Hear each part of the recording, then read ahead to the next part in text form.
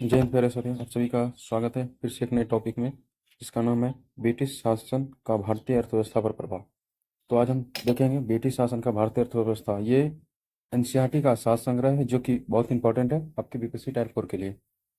तो चलिए देखते हैं आज का पहला पॉइंट। देखिए क्या है, पॉइंट बाय पॉइंट है इसमें, पॉइंट बाय पॉइंट हर एक क्वेश्चन इसमें दिया गया है।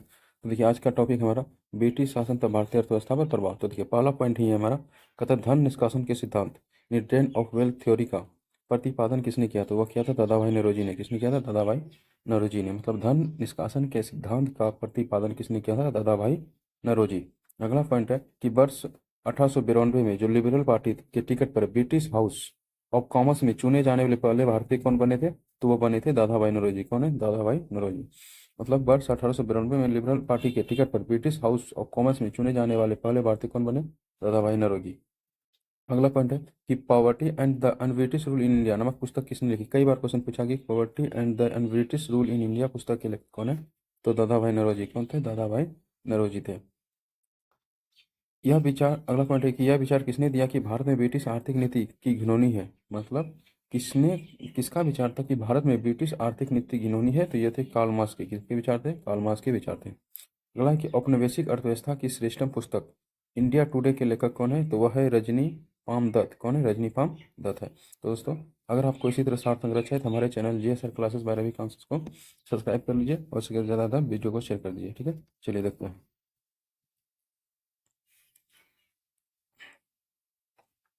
देखिए अगला टॉपिक हमारा है, वह टॉपिक है, मतलब अगला पॉइंट है कि 1907 में टिस्को की स्थापना किनके द्वारा की गई थी? जे एन टाटा के द्वारा। किसके द्वारा की गई थी?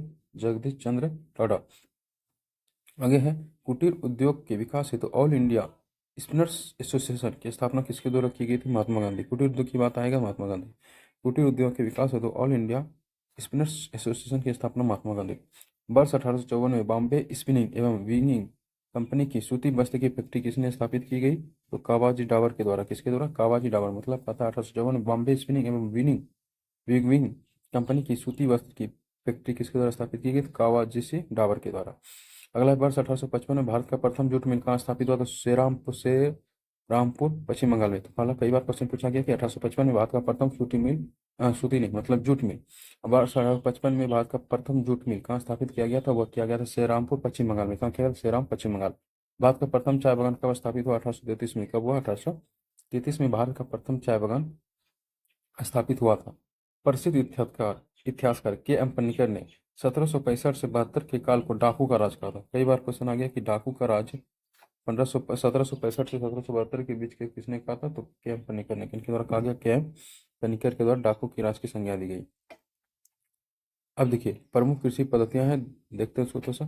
कृषि पद्धतियां दो प्रकार, एक तीन कठिया पद्धति थी उसमें, एक ददनी प्रथा। समझिएगा दोनों की। अच्छा, तीन कठिया पद्धति क्या होता है?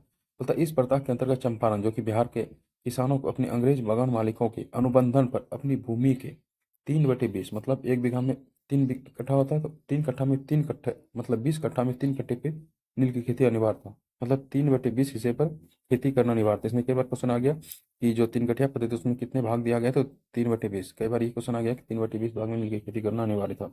शायद आप समझ में आया होगा।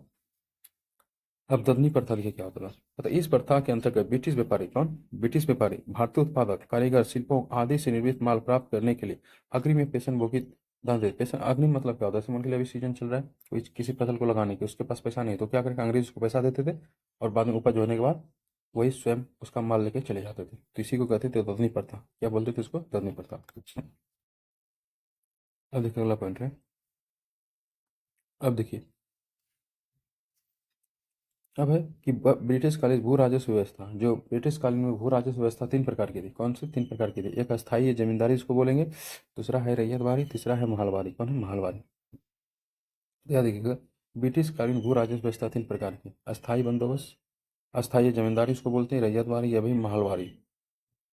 तो देखिए लॉर्ड कॉर्नवालिस 1793 में। अस्थाई बंदोबस्त किसके द्वारा लाया गया था? Lord Cornwallis. डायरेक्ट क्वेश्चन आता है कि रैयतवाड़ी टॉमस मुंडो 1820 में, और महलवाड़ी ऑल्ट मैकेंजी 1822। ये दोनों लगभग ही आया था सेम समय पे। तो सबसे अस्थायी बंदोबस्त को देखते हैं, जो लॉर्ड कॉर्नवालिस के समय में आया था 1793 में। वह तो उस, ये देखिए कहाँ कौन कौन क्षेत्र में लागू था, ये भी क्वेश्चन आता है, तो याद रखिए। ये था पूर्वी भारत, जैसे पश्चिम बंगाल, बिहार, उड़ीसा, उत्तर प्रदेश, बनारस और उत्तरी कर्नाटक। उत्तरी कर्नाटक, बिहार, बंगाल, उड़ीसा, ये 3 रास्ते फेमस है आपका। उसके बाद उत्तर प्रदेश, बनारस और उत्तरी कर्नाटक, ये सब क्या थे, अस्थायी बंदोबस्त यहाँ पे लागू। तो याद रखिए, ये पूरे भारत का जो भूमि था, ये समस्त भूमि का 19% था। कितना था ये समस्त भूमि का? 29%, 19%, सॉरी 19%। ये समस्त भूमि का कितना था? 19%। मतलब बताओ, अंग्रेज के पास जितना भूमि था उनमें से 19% पे कौन सा था? अस्थायी मतलब। उसके बाद है रैयत बाड़ी, सबसे अधिक भूमि क्षेत्र पर यही थे, रैयत बाड़ी। तो रैयत बाड़ी टॉमस मुनरो 1820 में लिखाया था। ये 3 जगह थे, याद रखिएगा, मुंबई, मद्रास और असम। कहाँ पे लागू थे ये? मुंबई, मद्रास और असम। याद रखिए, समस्त ब्रिटिश भारत का 51%, कितना भाग? 51%। समस्त मतलब होता है कुछ समय अंग्रेज के पास जितनी भारत की भूमि थी उस पर 51%। ठीक। महलबारी हॉल्ट में कंची के द्वारा आया था। ये उत्तर प्रदेश, मध्य प्रांत और पंजाब में। ये उत्तर प्रदेश, मध्य प्रांत और पंजाब में। समस्त भूमि का 30%, समस्त भूमि का 30%, याद रखिएगा। ठीक है, तो आपको यहाँ तक तीनों बात समझ में आया। अब देखिए, जो अस्थायी बंदोबस्त था लॉर्ड कॉर्नवालिस के द्वारा लगाया गया, ये बंगाल, बिहार, उड़ीसा, उत्तर प्रदेश, बनारस, उत्तरी कर्नाटक में लागू था। ये समस्त भूमि का 19% था। याद रखिएगा, भूमि अधिग्रहण सदैव के लिए जमींदार को, इसके जमींदार, इसके मालिक कौन हुआ करते थे? जमींदार। कौन हुआ करते थे? जमींदार। मतलब किसानों से जमींदार असूल के रखते थे, उसके बाद फिर अंग्रेज को पहुंचाते थे। इसलिए इसमें जो भूमि अधिग्रहण था किसके पास था? जमींदार के पास। जबकि रैयत बारी की बात करें तो ये इसमें रैयत में, मतलब रैयत मतलब किसान, इसमें भूमि का मालिक स्वयं किसान होते थे। कौन होते थे? स्वयं किसान होते थे। इसीलिए इनकी संख्या कितनी अधिक है? अब देखिए, महलबारी भूमि पर गांव का अधिकार, मतलब भूमि का एक कोई एक मतलब व्यक्ति होता था, सब पूरे को क्या करता था? असूल के फिर पहुंचा दिया जाता था। तो ये हो गया। अगला पॉइंट है इसी में, देखिए,